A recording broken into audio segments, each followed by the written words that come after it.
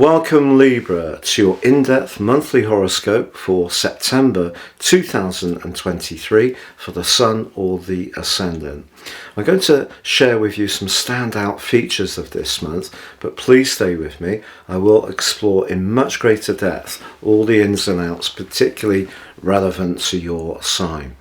Now, on the 4th of this month, Venus, your ruler, goes direct after retracing her steps for 42 days. So that's really exciting. But Mars, the planet of passion, Venus's partner in romance, is in your sign for the whole of this month. How good is that? Well, Mars is impacted by another planet as this month begins, so I need to explore that for you. But certainly from the 12th through to the end of the month, Venus and Mars start to collaborate in a really exciting way. Also, the Sun returns to your sign on the 25th for the first time in 11 months. This ushers in, through the autumnal equinox, cardinal quadrant 3, one of the most important events of the whole astrological year. So I need to share about that with you. But we also have a full moon in your opposite sign on the 29th, when your ruler Venus is in a little bit of a tete-a-tete with the disruptive energies of Uranus. So just a few tasters for you. Please stay with me for more. I'd just like to share with you a very special opportunity. Year 2023 is speeding by and year 24 racing towards us. If you order your year 2024 personal horoscope forecast now based on your unique birth data, I'll provide for you the rest of year 2023 free of charge. But also my special package of 30% off, you'll get your character analysis report, your life roadmap, which will give you searing insights of the patterns that have played out so far, but also help you to get a much more intimate understanding of how to work with these energies. Please see the link below for more.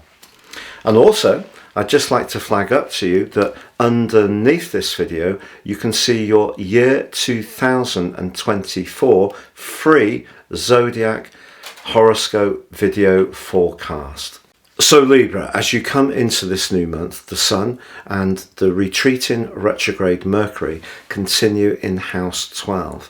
This is a part of the Sun's journey where we have a greater need to reflect, withdraw a little bit, try to work out the more psychological side of life. But there's been a lot of energy in this part of your situation, and it has come into contact with Saturn and also Neptune on the other side of the heavens.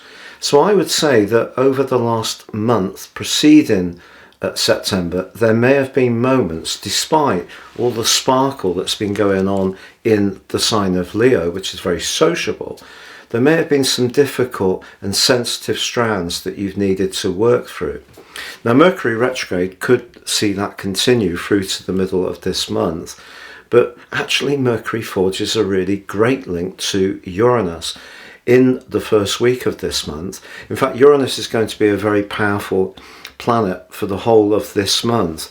It impacts the new moon of the 15th, and also it aspects to Mercury at the end of the month too. So something you're doing behind the scenes, it may be some research, it may be something you spent a lot of time thinking or processing, can actually in a surprising way come back to you, and that actually can be really delightful. I will say, however, that Mars in your own sign is giving you a little bit more of a determination, not just to take some of the more psychological energies that comes with the 12th house. So if you felt that some people have, even in an imperceptible, unspoken way, had some kind of agenda against you, Mars has been giving you a little bit more robustness and setting your boundary. But Mars is afflicted by Saturn in the first week of this month. Saturn's in the part of your situation to do with where you need to be very disciplined and perhaps very aware of your obligations. Mars in your own sign, where it's technically debilitated, is much more about you recognizing your individual needs. So I still feel that as you come into this month, you're being pulled around a little bit in terms of the support you need to give to others. Your professional or work demands, perhaps your physical or emotional energy could still feel a little bit fragile. But that brings us to the 4th.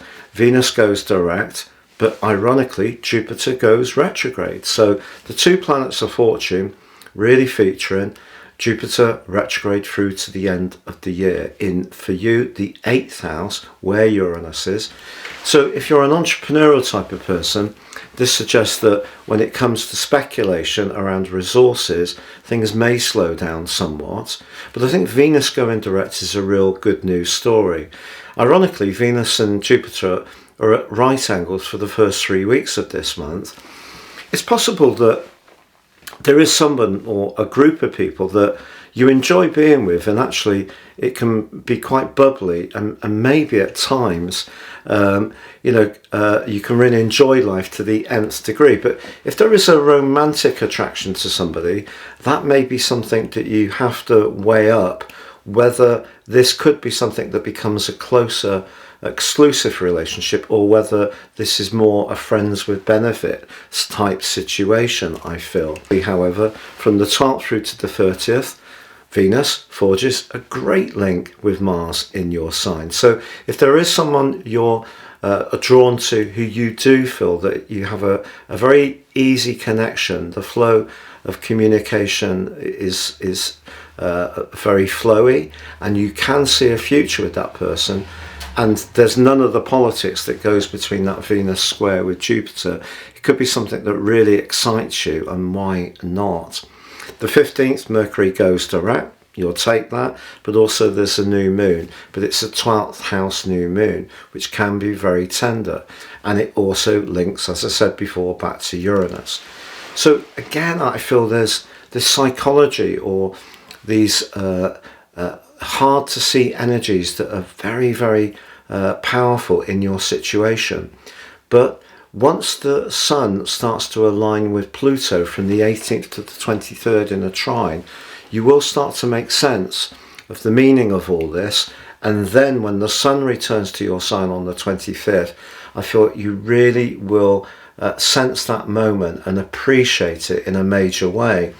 Because a lot of the energies that are going on this month are going to be conflicting. They're not necessarily going to be easy to deal with. But once the Sun moves into your sign, you move into the moment. Your energy, your confidence and your conviction are going to increase. Yes, there's a full moon on the 29th. Someone may have an issue with you in terms of your determination to focus on a project that you're really excited about. But equally, with Venus clashing with Uranus on that day too, your ruler, you may push back against someone who you feel is trying to control you in some way. Could be around a financial situation, maybe around that friendship again. But as the month draws to a close and Mercury ends its pre-retrograde shadow, I think you're really moving into your power a lot more. I should say that Pluto is in a T-square with the nodal axis for the whole of this month. Really within 3 degrees it goes through to the end of October.